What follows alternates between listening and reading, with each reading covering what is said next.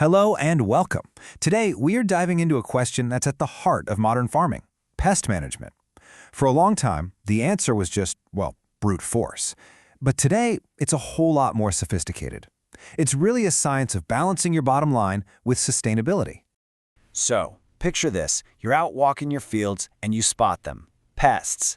That gut reaction, that instinct, is probably to just spray, right? Declare war before they have a chance to take over. But here's the thing. Is that immediate, knee-jerk reaction really the smartest move? Or, more importantly, is it the most profitable one? You see, the modern approach, which we call integrated pest management, or IPM, it completely changes the goal. It's not about total annihilation anymore. In fact, trying to get rid of every single pest is not only pretty much impossible, it's often a huge waste of money. The real goal is to keep those pest populations below the point where they actually start costing you. Okay, so to make these smart, profitable decisions, you need the right tools. And in pest management, the most important tools aren't actually chemicals, they're concepts. The two biggest ones you need to know are the economic injury level and the action threshold. First up, let's talk about the economic injury level, or EIL. Think of this as your financial red line. It's the exact point where the cost of the damage the pests are causing is equal to what it would cost you to control them. Once you cross this line, you are officially losing money, period. So, if the EIL is the financial cliff you want to avoid, how do you do it? Well, that's where the action threshold comes in. This is your early warning system. It's a preset pest level that basically yells, okay, time to act now, so you can knock that population down before it ever gets close to that costly economic injury level. Let me put it as simply as I can. The action threshold is your proactive trigger. It's what tells you to act to prevent a loss. The economic injury level, on the other hand, is the benchmark that tells you a loss is already happening.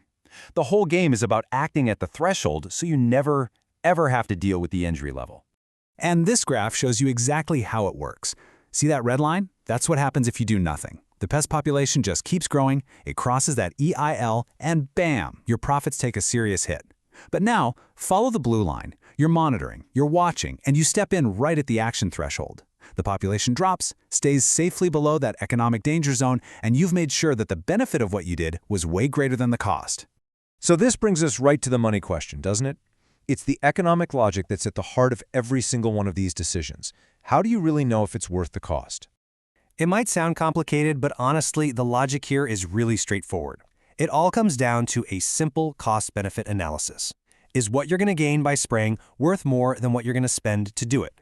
We can actually break it down into three pretty simple steps. First, you figure out what it's going to cost you to take action, the whole shebang. Second, you estimate the value of the crop you'd lose if you just let the pests go wild. And third, you just compare the two. You only pull that trigger if the value you save is clearly bigger than the cost of control. It's that simple. So let's picture a scale. On one side, you pile up all your costs, the chemicals, the fuel for the tractor, the equipment wear and tear, your time. On the other side of the scale is the value you're protecting. That's the yield you prevent from being lost, multiplied by whatever the market price for your crop is that day. You only act when that value saved side is clearly weighing things down. Now, if farming were just about math, life would be pretty easy, wouldn't it? But the real world is messy, it's dynamic. A truly great pest management strategy has to look beyond the numbers and consider a whole bunch of other real-world factors that can change the entire equation. First up, you have to think about your natural allies. I mean, your fields are already full of beneficial insects, predators and parasites that are out there doing pest control for you for free. But a broad-spectrum pesticide, it doesn't care. It can wipe out your friends just as easily as your enemies. If you protect these allies, they can keep pest populations down naturally, which sometimes means you don't even have to spray at all. And then there's the weather. It's not just background noise, it's an active player in this whole thing. A big rain could wash your expensive pesticide right off the plants. Or, hey, it could solve your problem for you by drowning the pests. Wind can cause costly spray drift. Temperature affects how fast pests grow. So that weather forecast, it's not just a suggestion, it's a critical piece of your decision-making data. And of course, you've got to factor in technology and your farm's own history. Modern crops with biotech traits, like Bt resistance, have built-in protection against some pests. That totally changes the calculation for your action threshold. And what happened last year matters. Knowing your pest history helps you get ready for this year. And simple things like crop rotation can be a super powerful way to break pest cycles before they even get started. And finally, you have to remember that timing is absolutely everything.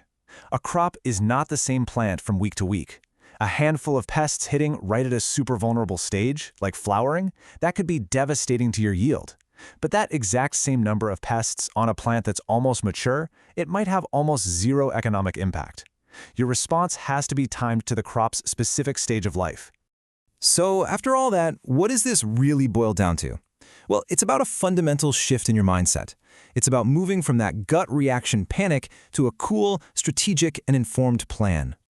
I really want you to remember this one quote. It's so important. The threshold is not 1. Seeing one bug, one aphid, one pest, that is not a reason to sound the alarms and spray the whole farm. It's a signal to start watching, to start scouting, to start thinking. And this right here perfectly captures that shift. On one side, you've got the panic approach. Spray at first sight, ignore your beneficial insects, and don't even think about the economics. On the other side, you have the think approach. You monitor, you assess your natural allies, you run the numbers, and you consider all those other variables like weather and crop stage. It's the difference between a reaction and a real strategy. And that, right there, is the core philosophy of integrated pest management. We're not trying to create a sterile, pest-free field. We're aiming for management. The goal is just to keep those pest populations at a tolerable level, a level where they aren't causing you economic harm. It's smarter, it's more sustainable, and in the long run, it's way more profitable. So as we look to the future, with the changing climate and all sorts of new technology on the horizon, these principles of smart management are going to be more critical than ever. The question isn't just about protecting one farmer's field for one season. It's much bigger than that. How is this data-driven, strategic way of thinking going to help us secure a sustainable food supply for everyone?